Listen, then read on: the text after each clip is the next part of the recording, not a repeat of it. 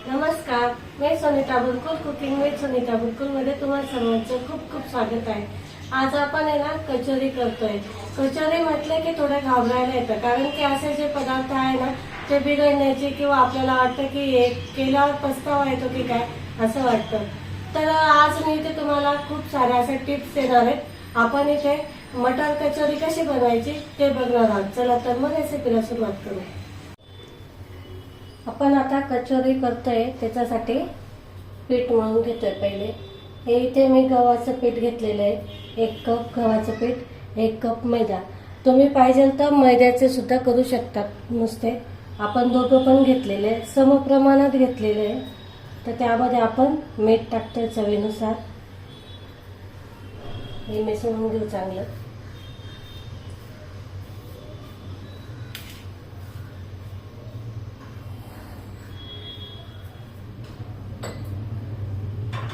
त्याच्यामध्ये आपल्याला तेल घ्यायचंय, छोटे 2 चमचे तेल, चांगलं कडकडीत गरम करून घ्यायचंय। ते टाकायचं याच्यामध्ये। हे चांगलं मिक्स करून घ्यायचंय। थोडं सांभाळून, कारण आपण जे तेल गरम करून घेतलेलं आहे ते चांगलं कडकडीत आहे, त्याच्यामुळे थोडं चटका बसू शकतो।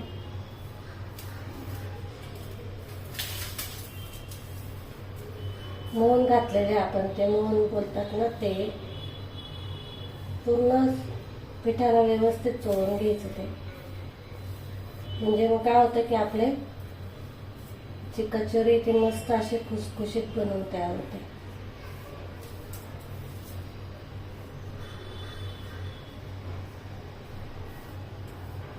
त्याच्यामध्ये आपल्याला थोडं थोडं पाणी घालायचं आहे, पण हे आपल्याला जास्त पातळ करायचं नाहीये किंवा चपातीला मळतो तसं पण नाही मळायचं आहे। आपण पुऱ्यांना मळतो ना पीठ, तसं घट्ट मळून घ्यायचंय।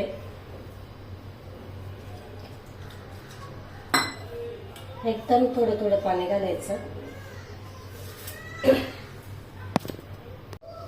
हे बघा, असं पीठ मळून घ्यायचं। बघू शकता तुम्ही, मस्त असं पीठ मळून झालेलं आहे। इथे मी 1 ग्लास पाणी घेतलेलं होतं, अर्धा ग्लास पाणी लागलं मला हे पीठ मळायला। आता याला आपण थोडंसं तेल लावून मळून घेऊ पुन्हा। मी याच्यातलंच तेल घेते।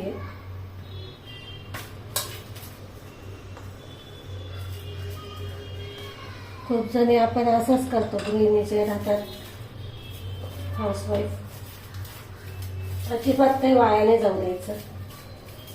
हे बघा, असं पीठ मळून घ्यायचं सगळं तेल लावून। आता हे आपण अर्धा तास ते कमीत कमी 15 मिनिटासाठी आपण हे झाकून ठेवू। साहित्य बघू आता आपण।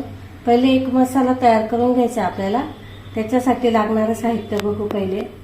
इथे मी 2 चमचे धने घेतलेलं आहे, जिरं घेतलेलं आहे 1 चमचा, कच्ची बडीशोप घेतलेली आहे 1 चमचा, 10 ते 12 काळी मिरी घेतलेली आहे, हिंग, चाट मसाला, आमचूर पावडर, चवीनुसार मीठ, हिरव्या मिरच्या, अद्रक, कोथिंबीर आणि मटार। आता आपण पहिले मसाला तयार करून घेऊ। धने घालू पहिले, जिरं, बडीशोप आणि काळी मिरी। तर हे आपल्याला छान भाजून घ्यायचंय।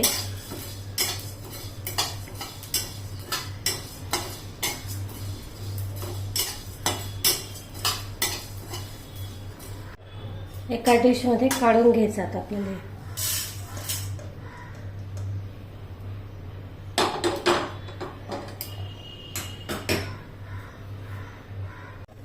आता मी त्याच कढईमध्ये 1 चमचा तेल घेतलेलं आहे, त्याच्यामध्ये आपण वाटाणे घालतोय।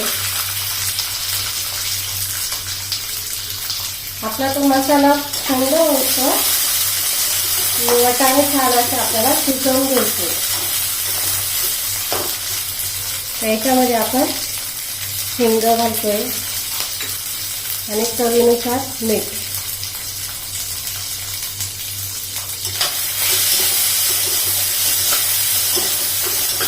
थोडा मऊ होतं आपल्याला शिजवून घ्यायचं आहे.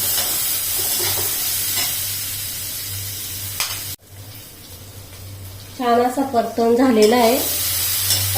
आता आपण काढून घेऊ एका डिशमध्ये. गॅस बंद करते मी.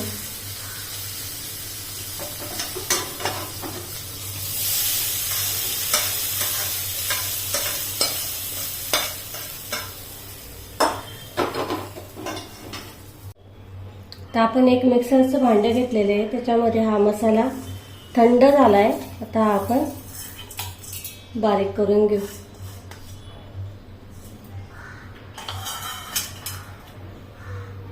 बघा आपल्या इथे मसाला मस्त असा दळून झालेला आहे. आता आपण त्याच मिक्सरच्या भांड्यामध्ये शिजवलेले वाटाणे घ्यायचे. पूर्ण आपण थंड करून घेतलेले ते बघा, असे नरम होऊ द्यायचे मस्त. पाणी न घालता आपल्याला हे शिजवून घ्यायचंय. वाफेवरच 5 ते 10 मिनिटासाठी वाफ देऊन घ्यायची झाकण ठेवून. तर हे सगळं मिक्सरच्या भांड्यात टाकून घेऊ आपण.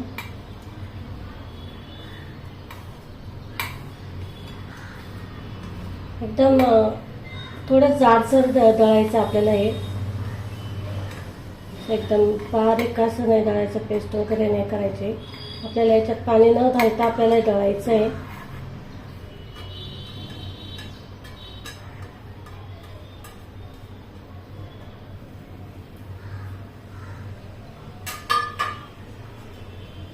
त्याच्यामध्ये आपण हिरवी मिरची घालतोय.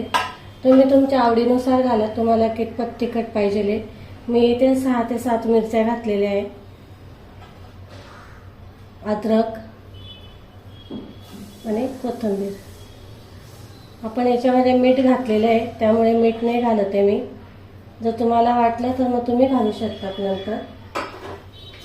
आता हे आपण ऑन ऑफ करत पल्स मोडवर दळून घेऊ. हे बघा असं थोडं जाडसर दळून घेतलेलं आहे. हे बघा, ते आपण एका भांड्यात काढून घेऊ.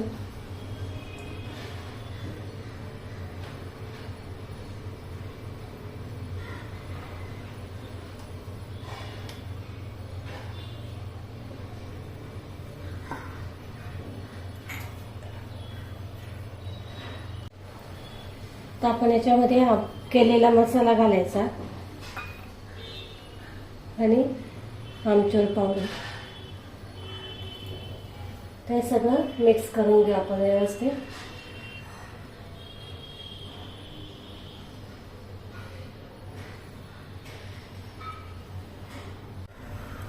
बघा इथे आपलं मस्त असं मिश्रण तयार झालेलं आहे कचोरीचं. इतका छान सुगंध येतोय पूर्ण किचनभर माझ्या.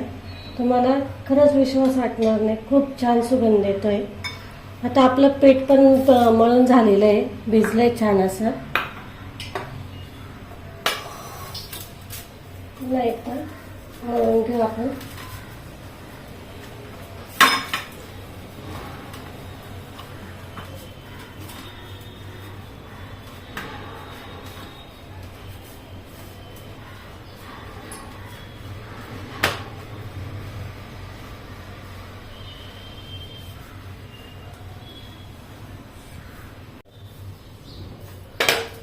आपल्याला कचोऱ्या करायच्या आहे. इथं तुम्ही सुकं पीठ गव्हाचं पण घेऊ शकतात, याने तर मैद्याचं घेतलं तरी चालतं. तर आपण हे सगळं गोळा करून घेणार आहोत. एवढा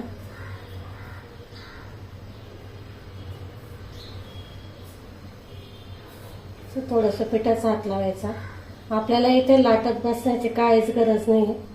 हे बघा असं असं करायचं. आपण जसं पुरणपोळीला करतो ना, सेम तसं करून घ्यायचं.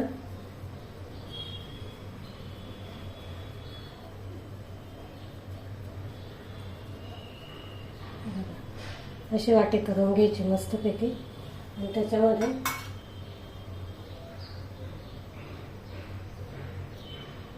असं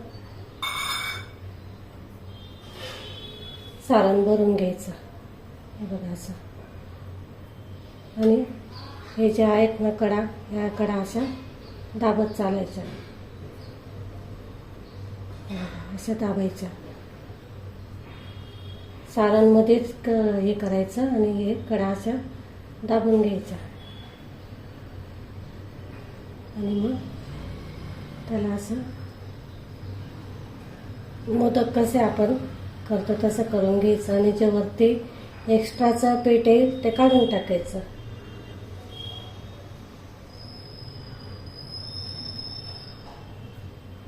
असं चिमट्याने काढून टाकायचं. आता आपल्याला लाटायचं नाही आहे, त्या असं दाबून घ्यायचं.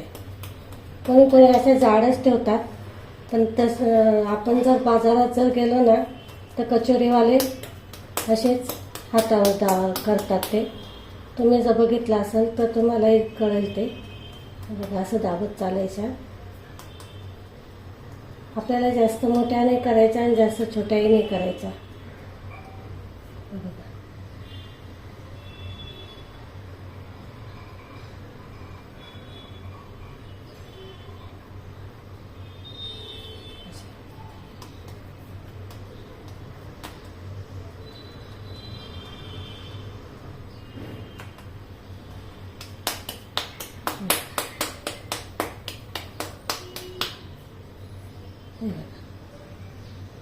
अशी कचोरी करून घ्यायची. चला मी अशाच करून घेते आता सगळ्या. इथे मी तेल गरम करायला ठेवलेलं आहे. आता आपल्याला इथे तेल जास्त कडकडीत पण नाही पाहिजे आणि थंड पण नाही पाहिजे. आपण आता आधी चेक करून बघूया. बघा गोळा टाकल्यावर कसं बबल्स आलेत असं पाहिजे आपल्याला तेल. हे बघा जास्त कडकडीत पण नको आहे. आता हे आपण काढून घेऊ.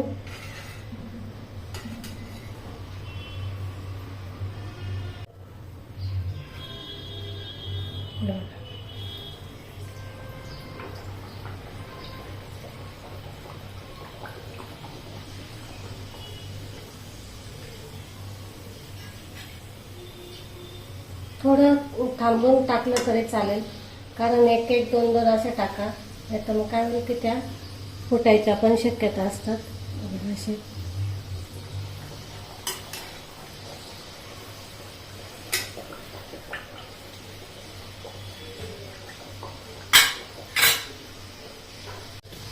बघा इथे आपले कचोऱ्या तळून झालेले आहे. मस्त झालेल्या ते बघू शकता तुम्ही. कलर पण किती छान आलेला आहे. ते आपण काढून घेऊ. बाकीच्या अशा तळून घेऊ. बघा मस्त असे आपले मटर कचोरी तयार झालेली आहे. बघू शकता तुम्ही मस्त झालेले आहे.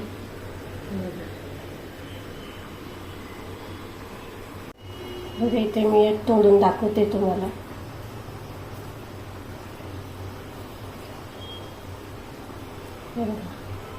सारण किती मस्त आतपर्यंत भरले गेलेले आहे.